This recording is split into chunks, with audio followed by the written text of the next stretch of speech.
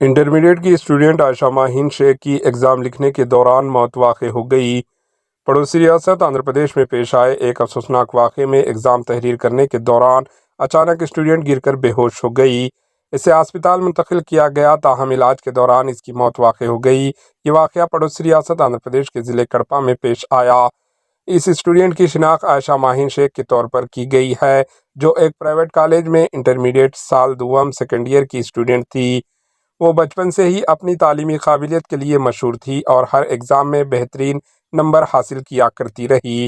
Intermediate के पहले साल फर्स्ट ईयर में भी इसने 425 नंबर हासिल करके अपनी सलाहियतों का सबूत दिया था। गुज़श्ता रोज़ जब वो इंटरमीडिएट सेकेंड ईयर का एग्ज़ाम दे रही थी कि अचानक बेहोश हो गई। फौरी तौर पर इसे करीबी अस्पताल मुंतकिल किया गया, मगर इलाज के दौरान इसकी मौत वाक़ई हो गई। आयशा की अचानक मौत ने इसके वालिदैन को गम से निढाल कर दिया। Bureau report, AHN news.